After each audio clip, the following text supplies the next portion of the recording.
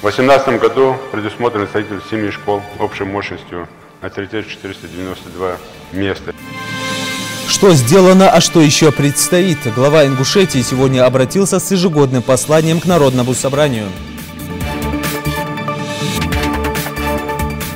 2500 родов у нас прошло, около 800 проведено операций, из них операции, которые мы сделали новорожденным нашим ребятишкам, их около 40. Десятки объектов для здорового поколения. В этом выпуске расскажем и покажем, как развивается здравоохранение в республике. Крайние меры для злостных неплательщиков коммунальных услуг. В селе Псидах прошел сход граждан.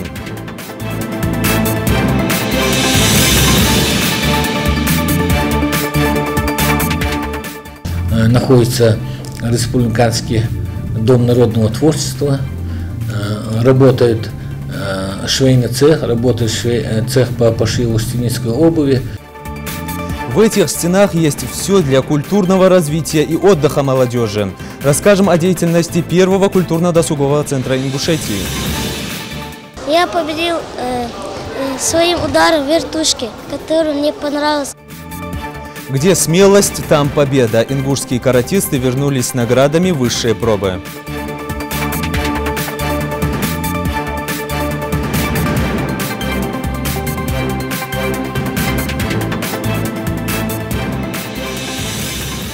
На канале Ингушетия Новости 24. Добрый вечер.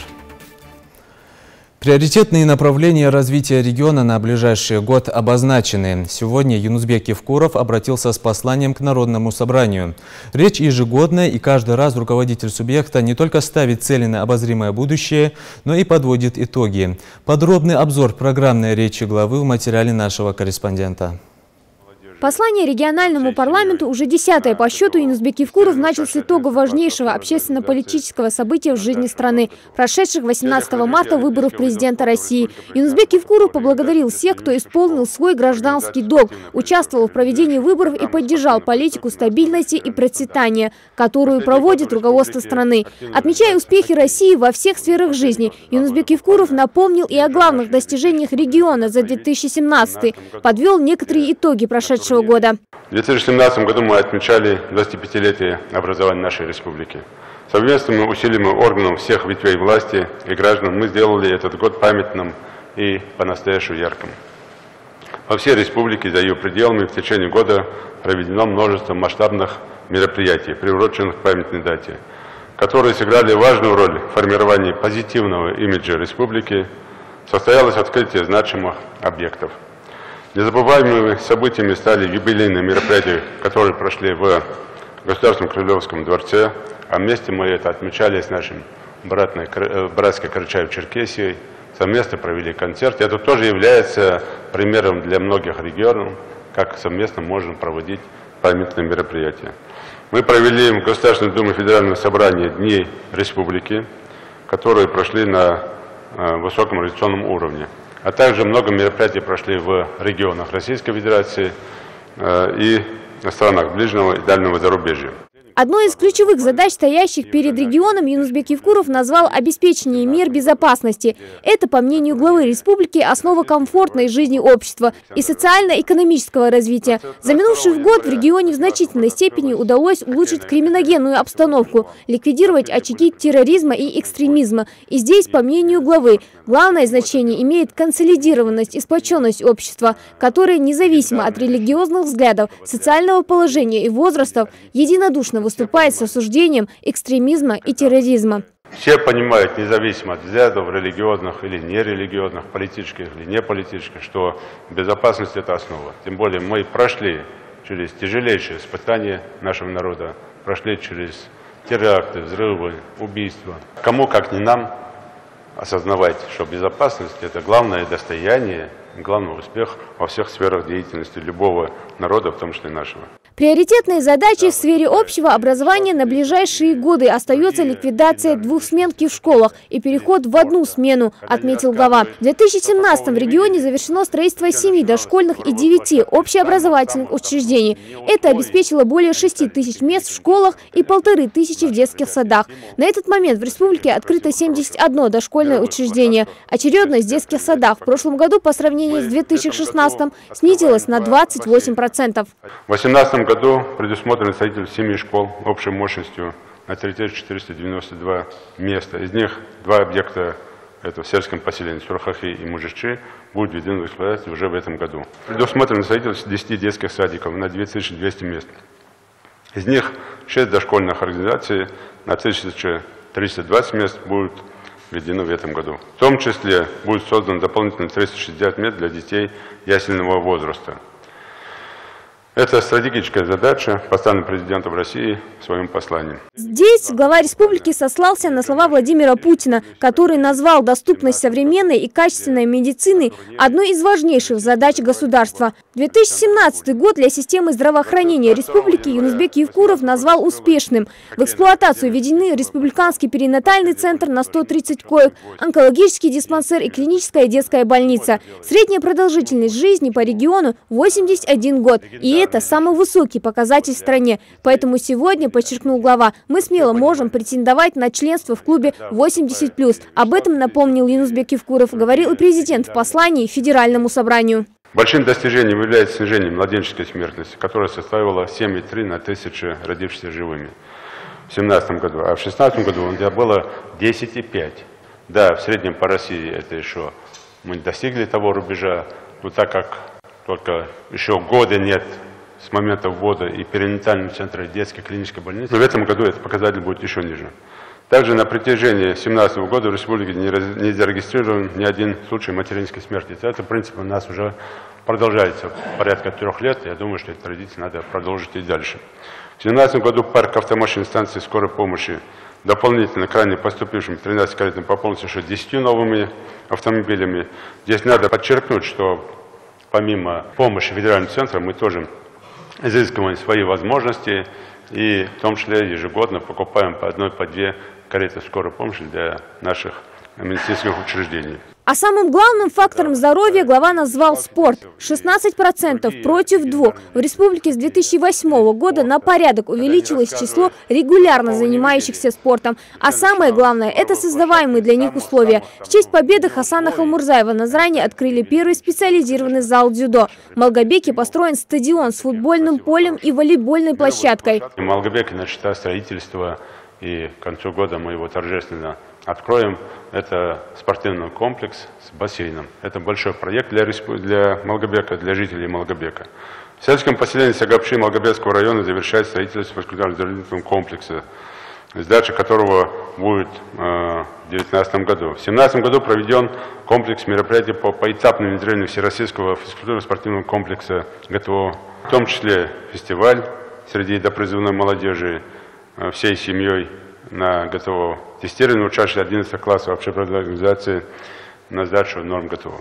В целях развития олимпийских видов спорта в республике проведена работа по реорганизации детско-юношеских школ в организации спортивной подготовки, реализующих программы спортивной подготовки на основе федеральных стандартов.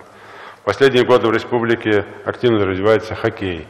Не в последние годы, 2 года буквально, и уже наши ребятишки могли себя проявить в 2017 году, где на турнире всероссийском завоевали кубок Александра Рагулина. 22 января 2018 года открылась хоккейная академия Фетисова-Башлам.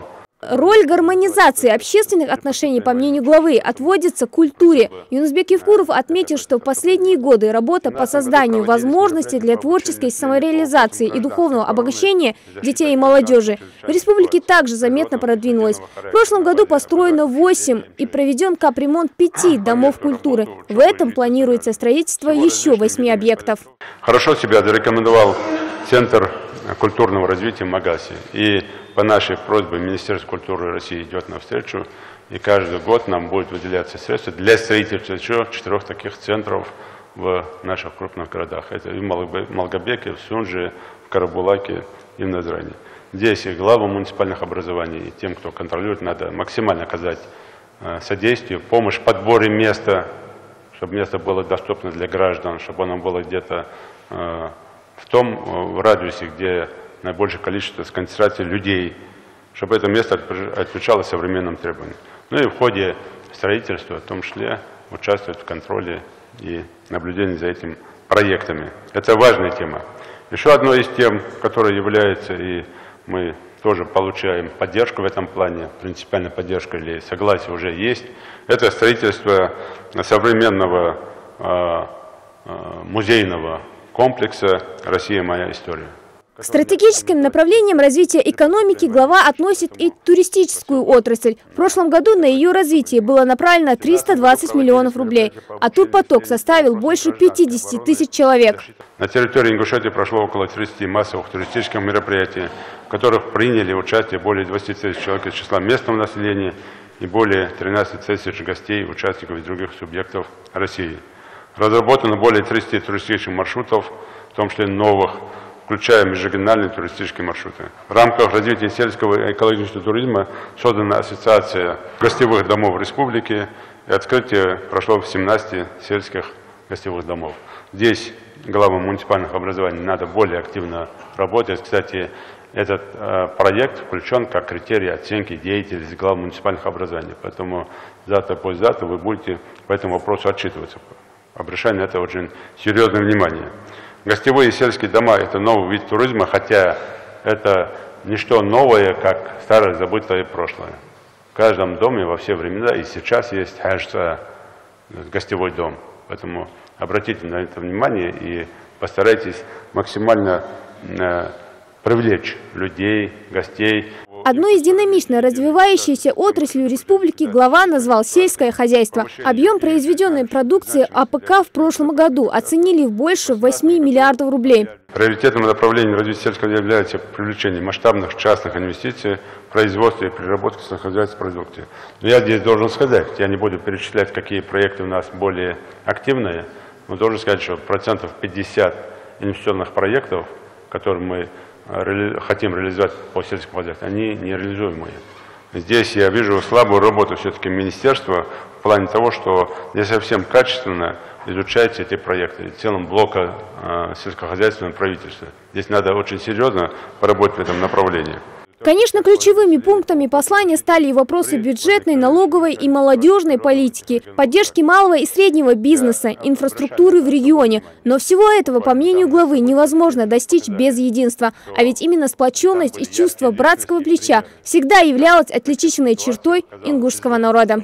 Ну и, конечно, слова хочу провести нашего выдающегося поэта Джамалдина Яндиева, где сосредоточен моральный кодекс ингушского народа.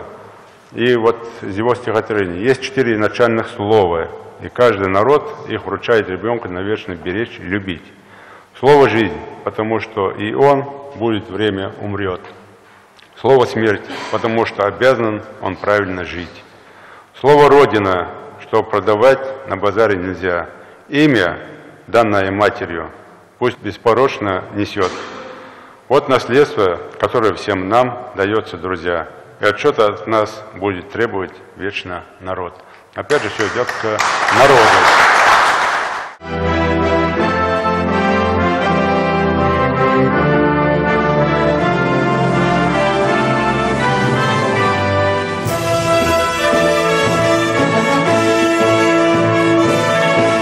Хади Добриева, Новости 24. Экономика, образование, спорт. О развитии этих и других сфер в очередной раз, обращаясь с посланием к Народному собранию, говорил глава Ингушетии Юнусбек Евкуров. Этот документ стал 10-м по счету и включает в себя целый ряд важных вопросов. По всем этим пунктам главой региона даны соответствующие поручения. Подробности в репортаже Индиры Манкеевой. Обращение к Народному собранию едва ли не самое важное политическое событие года, которое определяет пути развития Ингушетии на ближайшие 12 месяцев. В зале славы собрались депутаты Народного собрания и члены правительства. По сути, политическая элита республики. Комментируя послание главы Народному собранию, спикер регионального парламента отметил, что в нем Юнусбек Евкуров определил вектор развития республики на текущий год. Глава субъекта поставил амбициозные задачи, без которых будет невозможен прорыв вперед. Зелимхан Евлоев также заявил, что что со своей стороны депутатский корпус продолжит работу по поддержке глав и депутатов муниципалитетов. В послании были затронуты все сферы жизнедеятельности населения. И по модернизации всех этих направлений будет проведена колоссальная работа, отметил председатель Народного собрания. Обращаясь к депутату Народного собрания, глава республики обратился к жителям республики, народу республики Ингушетия, и задачи были поставлены правительству. Теперь для депутатским корпусом это вопросы контроля и законодательного сопровождения. Если нужно какое-то нормативное регулирование, депутат Народного собрания рассмотрит и примут соответствующее решение. И, конечно же, мы понимаем, депутаты Народного собрания понимают, что те задачи сегодня, которые поставила глава, эти задачи всех органов власти, в целом государственной власти. То есть в данном случае мы не будем только контролировать, а мы, имеется в виду, будем помогать сегодня исполнительным органам власти и, конечно же, нашим младшим братьям, я всегда так называю, муниципалитетам. Вот здесь мы должны помочь им, чтобы более эффективно работали. Сегодня работать, помогать именно депутатскому корпусу сельских поселений наших, которые действительно нуждаются сегодня в нашей с вами помощи. Одним из приоритетных направлений в своем послании глава обозначил образование. За последние годы в регионе открыто множество школ, детских садов. Сегодня Минобр услышал для себя новые задачи, над решением которых им необходимо будет работать в течение 2018 года. То, что глава очень много внимания уделил в своем послании системе образования, это не случайно. Под воспитание нашего подрастающего поколения это всегда было и остается приоритетным направлением. К примеру, если говорить о развитии системы образования, то в прошлом году за счет реконструкции старых и строительства новых объектов мы построили 20 школ. В 2018 году мы закладываем 18 объектов в сфере образования. Это 8 школ и 10 детских садов. Я считаю, что республика в этом направлении развивается очень стремительно.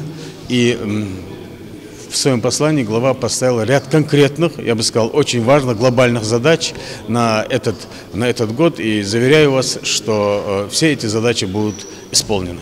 Здравоохранение республики получило ориентир на повышение доступности и качества оказываемой населению медицинской помощи, развитие института профилактической медицины и развитие высокотехнологичных методов лечения различных заболеваний.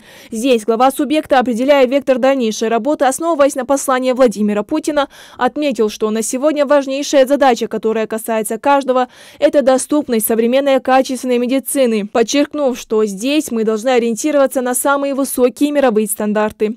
2018 год, на что мы должны ориентироваться, это однозначно наращивание высокотехнологичной медицинской помощи, это наращивание медицинских объемов, это повышение квалификации врачебного персонала, это улучшение оказания услуг, медицинских услуг населению республики и, конечно же, в дальнейшем развитии строительства новых объектов, это строительство амбулаторий, фельдшерско-акушерских пунктов и, что для нас является важным, строительство многопрофильной больницы.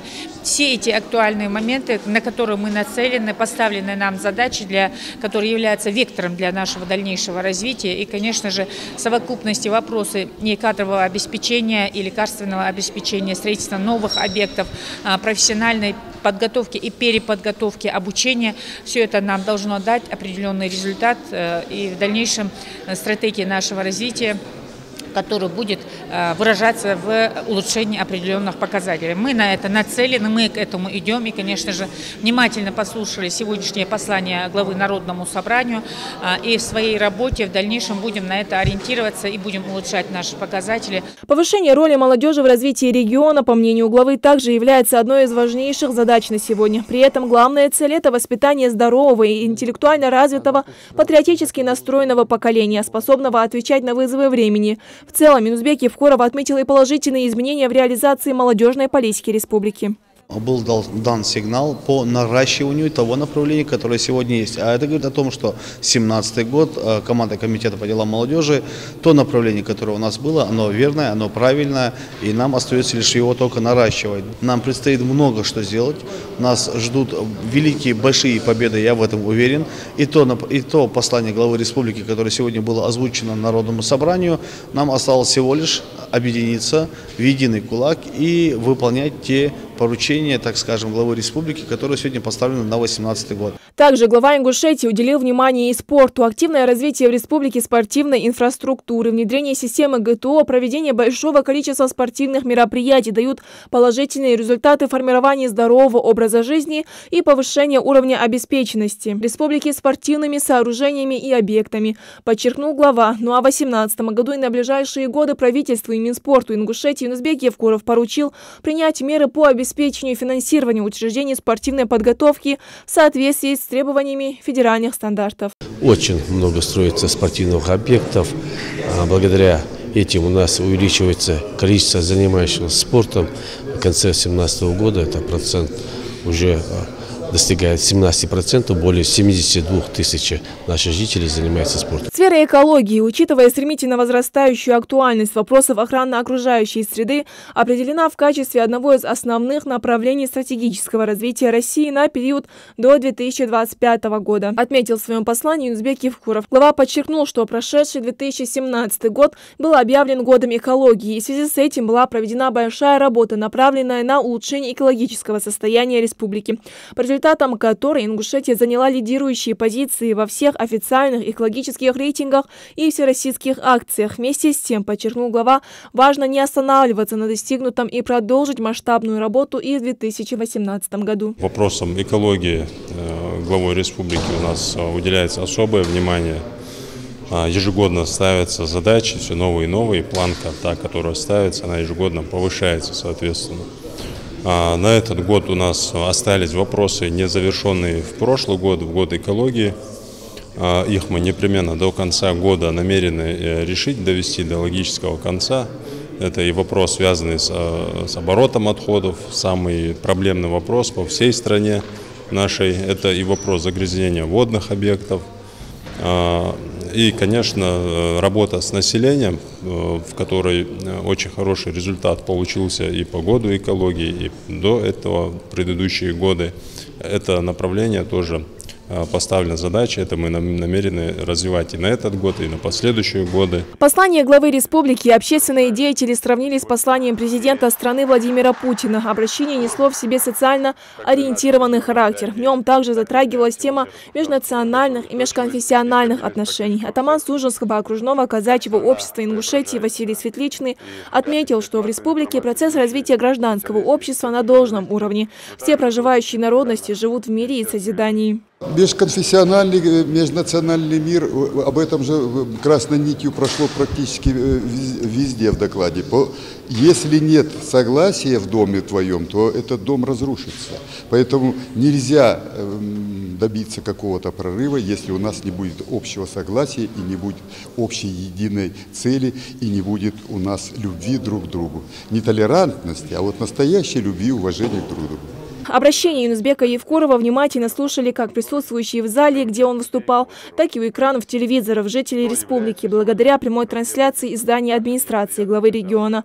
Каждый из собравшихся отметил значимость главного политического события республики. Обращаясь к Народному собранию, Юнусбек Евкуров напомнил, что текущий год несет республике новые вызовы, и их нужно преодолеть с достоинством. Вот это послание, которое сегодня прозвучало из уст нашего главы, это послание очень перекликается с федеральным посланием.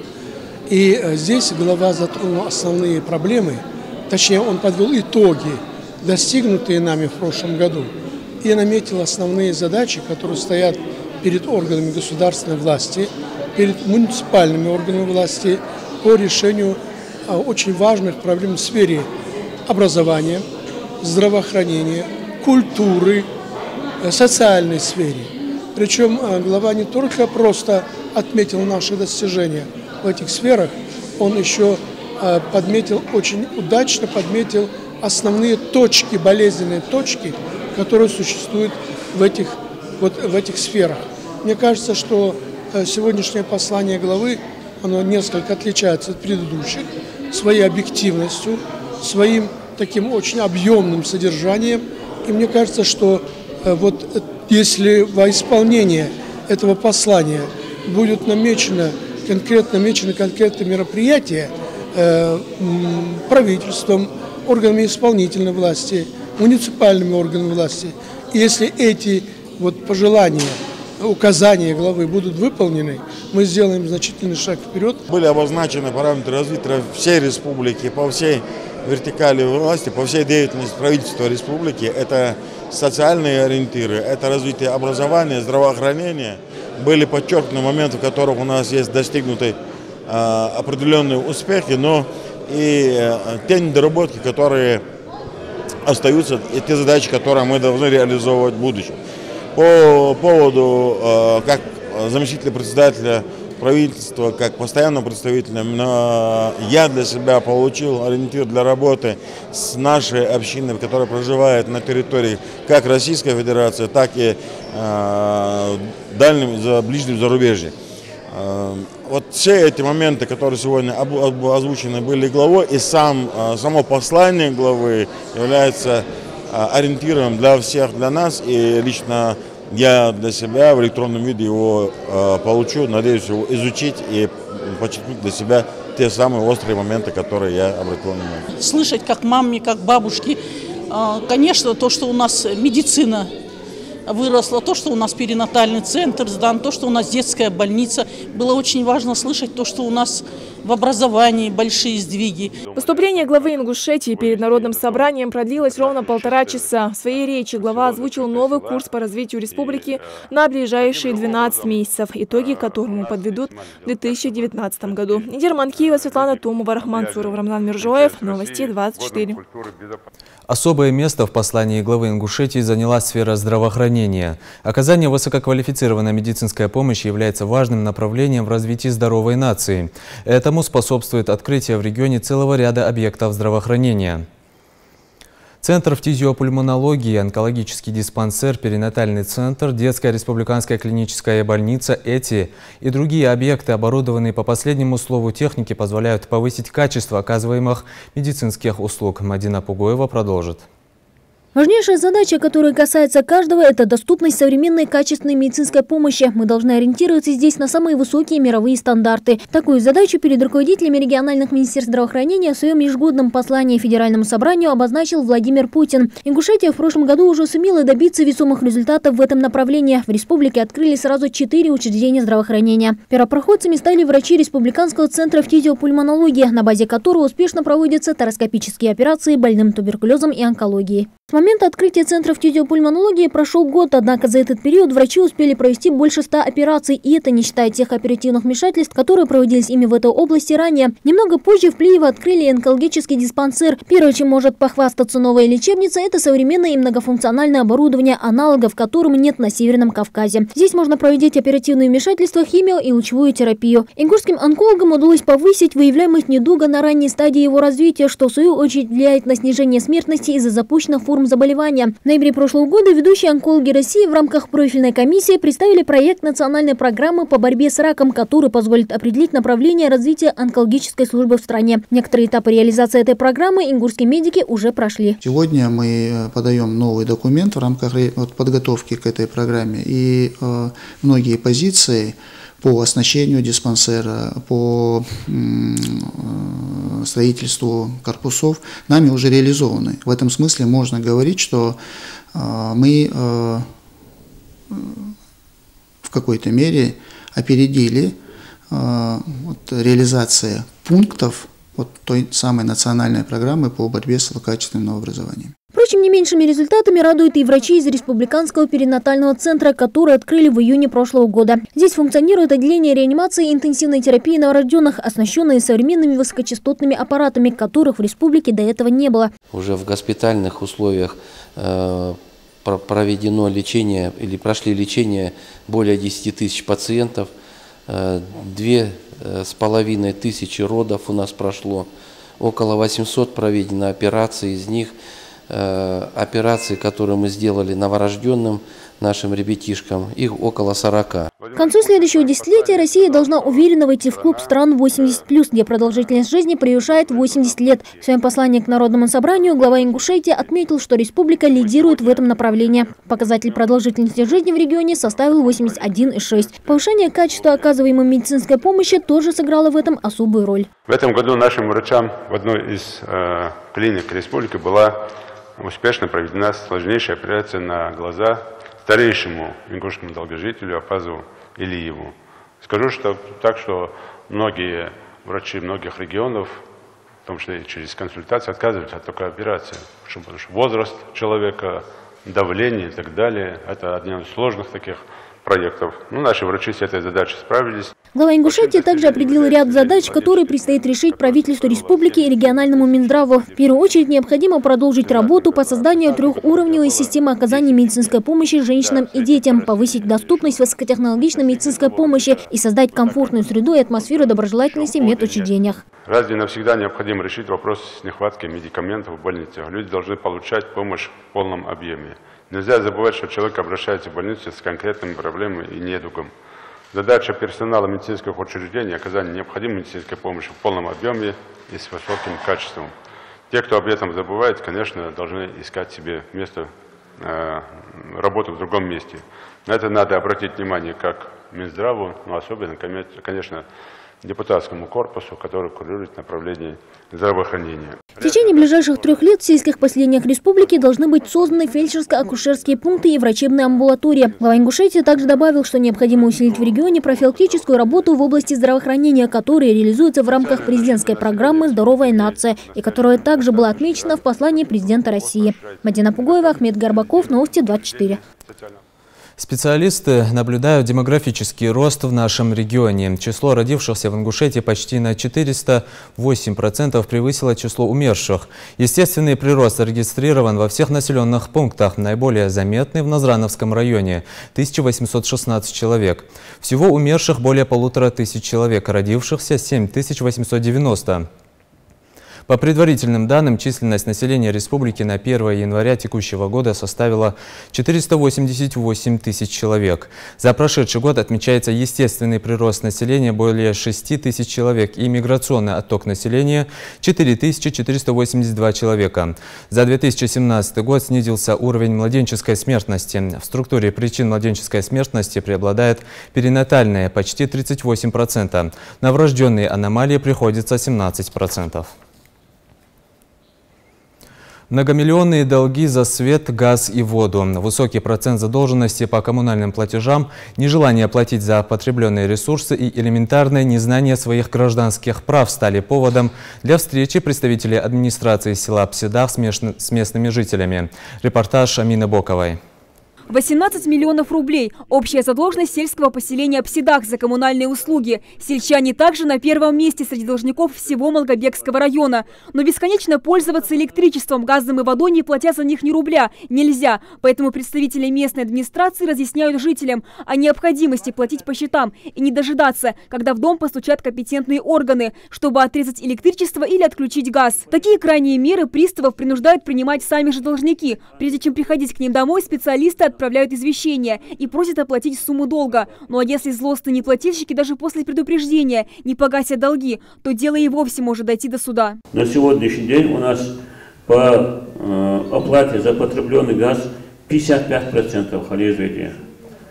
Январь-февраль месяц мы закончили 11,1%. Это очень низкий процент. МРСК 70% хализведения. Опять же, за электроэнергию мы нами оплачено в пределах до 20% есть, если посчитать там по сельским поселениям средний процент. Очень низкий процент. Еще одна проблема – льготы на оплату коммунальных платежей. Они есть, но многие ими не пользуются и продолжают платить по старым тарифам. Все дело в том, что льготы за услуги ЖКХ автоматически никому не предоставляются. Гражданам, имеющих на них право, а это инвалиды, ветераны и участники ВОВ, герои России, СССР и еще многие другие, должны обратиться в ту организацию, которая предоставляет данный тип услуг. Так что стоит поинтересоваться, входите ли вы в категорию льготников. Помимо этих вопросов, жители села тоже смогли обратиться к представителям власти. Аюб Сачоев должникам себя не причисляет, так как всегда вовремя оплачивает счета за потребленный газ, свет и воду. Сегодня он пришел задать вопрос, который уже давно волнует не только его, но и практически каждого жителя республики – накрутки и ошибки в квитанциях. Электроэнергия, газ мы платим. Все.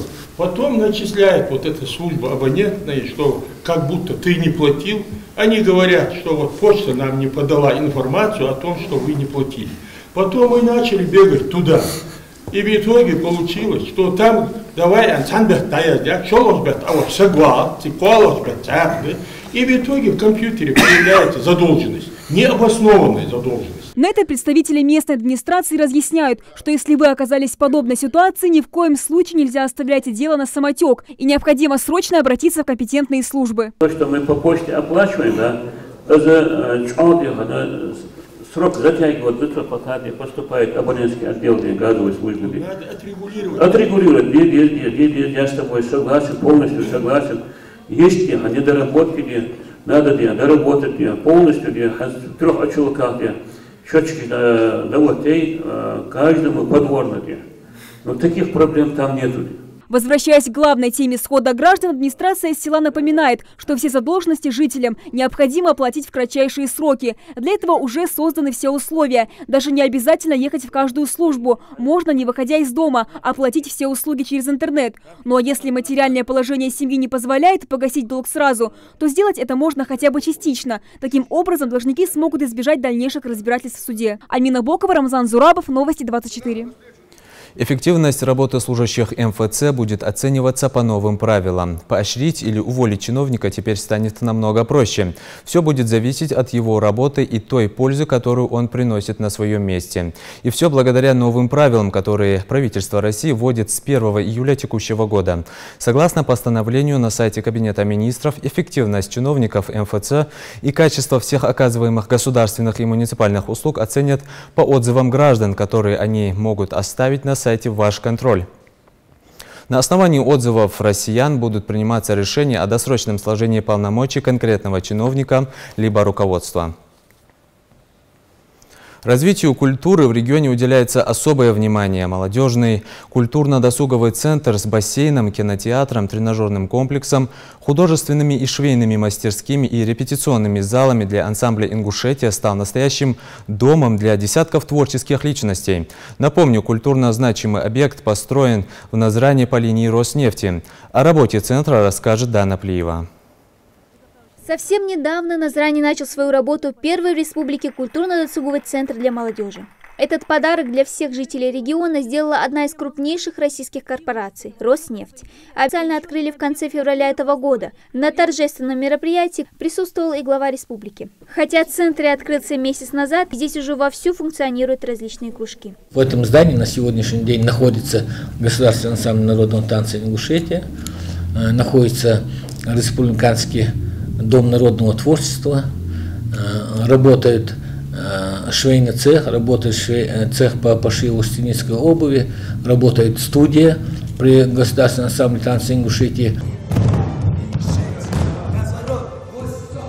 В центре предусмотрен и просторный хореографический зал, который заряжает музыкой и танцами солисты ансамбля «Ингушетия». 5 дней в неделю, с 10 утра до 3 дня эти ребята усердно занимаются здесь. Такой график у них был всегда, даже когда делили помещение с музеем краеведения. Теперь, когда нехватка дополнительных квадратных метров осталась в прошлом, репетиции танцорам доставляет еще больше радости, ведь для них созданы все условия. У нас были ужасные условия.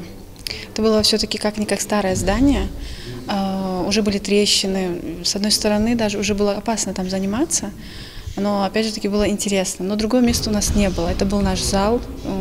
Вот уже сколько лет, я не знаю, но мой дедушка, которому было 82 года, он говорит, что даже я там танцевал. Тут все есть столовые, есть раздевалки нормальные, душевые.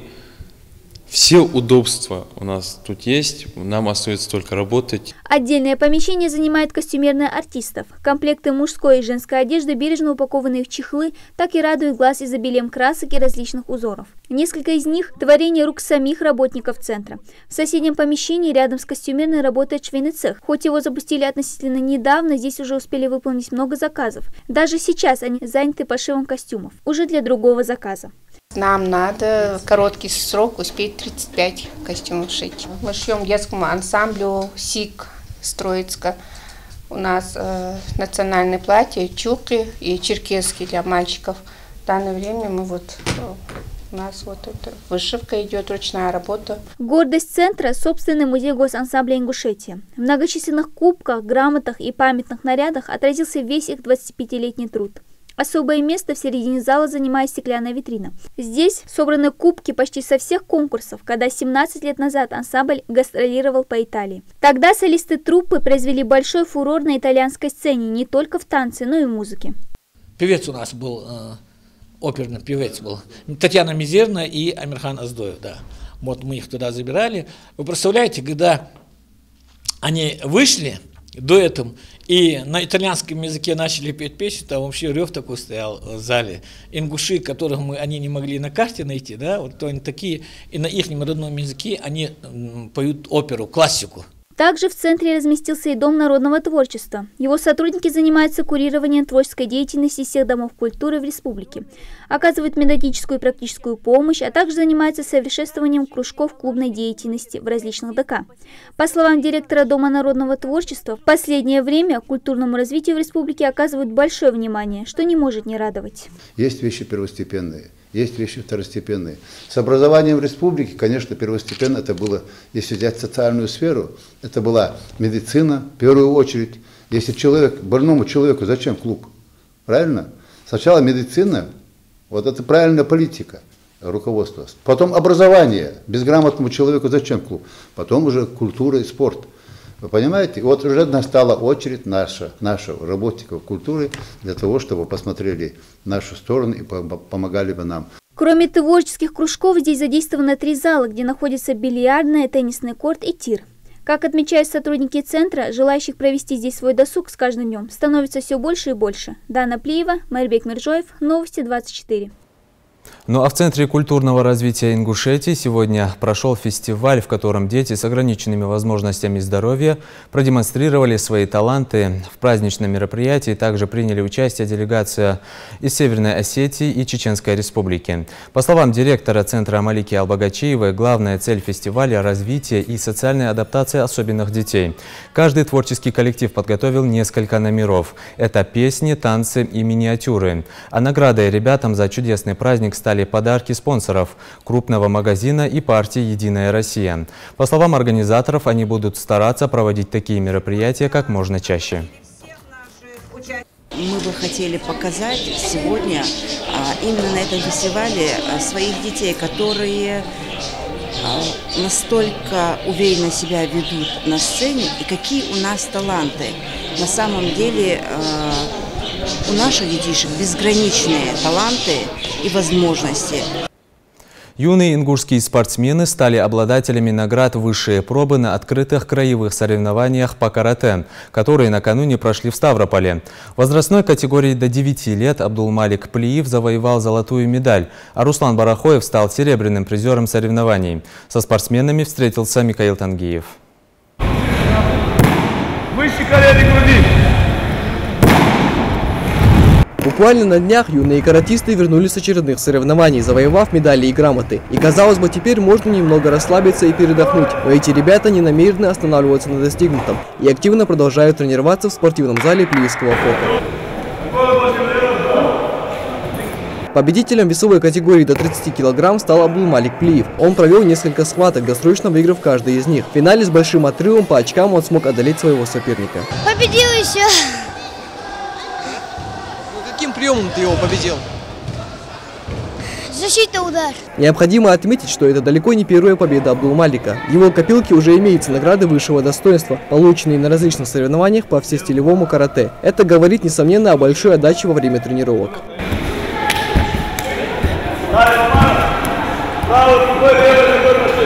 А вот Руслан Барахоев занял второе место в своей весовой категории. Он также провел несколько поединков и уверенно шел к победе. Но чтобы взойти на высшую ступень пьедестала почета, ему немного не хватило опыта, так как соперник оказался не из легких. Насколько он был сложный для тебя?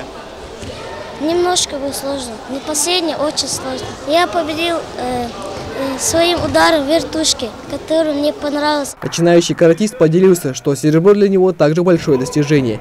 И несмотря ни на что, в дальнейшем он приложит все усилия, чтобы в следующий раз привести золотую медаль. Левый, правый развернутый.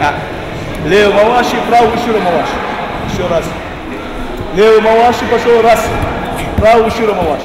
Всего в соревнованиях приняли участие более 200 человек из разных регионов СКФО. От Плиевской спортивной школы карате было заявлено 5 человек. К предстоящему турниру опытный тренер готовил своих воспитанников основательно. В течение 2 месяцев они усиленно отрабатывали различные удары в стойке и, конечно же, не забывали о грамотной технике в защите. У нас ограниченный контакт, там больше на соревнованиях выигрывает техника и скорость. Ну, больше внимания мы уделяли на скорость и технику, чтобы ребята были быстрые, чтобы у них была резкость, скорость, чтобы у них была. Несмотря ни на что, эти юные каратисты делают свои первые шаги в этом виде единоборства. Они уже смогли добиться немалых результатов. Как отмечают наставники, такими темпами и до других побед недалеко. Михаил Тангиев, Адам Далаков, Новости 24. На этом наш выпуск завершен. Оставайтесь на канале Ингушетия.